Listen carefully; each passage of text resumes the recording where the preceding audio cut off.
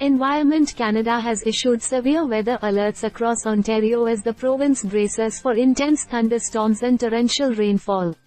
With wind gusts expected to reach up to 100 km per hour and the potential for flash floods and large hail, residents are urged to take precautions and stay informed.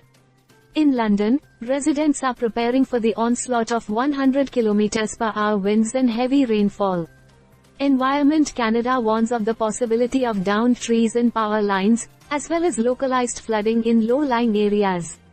The city's emergency services are on high alert, ready to respond to any emergencies that may arise. Similarly, Vaughan, Markham, Richmond Hill, and Newmarket are under heightened alert as Environment Canada warns of violent and sudden thunderstorms in these regions. Residents are advised to secure loose objects outdoors and avoid unnecessary travel during the storm. Windsor, Essex is also bracing for severe weather, with a thunderstorm warning in effect. Environment Canada cautions residents about the potential for damaging winds and advises them to stay indoors until the storm passes.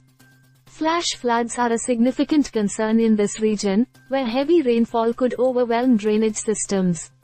The unsettled weather is expected to persist throughout the weekend, with thunderstorm risks extending into Quebec as well. Ontario and Quebec residents are encouraged to monitor weather updates closely and heed any warnings issued by authorities. In Barrie, residents are warned of the possibility of flash floods, large hail, and wind gusts of up to 100 km per hour. Emergency services are urging residents to prepare emergency kits and have a plan in place in case of evacuation. Kitchener is also in the path of severe thunderstorms, with wind gusts expected to reach up to 100 km per hour. Residents are advised to stay indoors during the storm and avoid driving unless absolutely necessary. As Ontario braces for severe weather conditions, it is crucial for residents to stay informed and take necessary precautions to ensure their safety.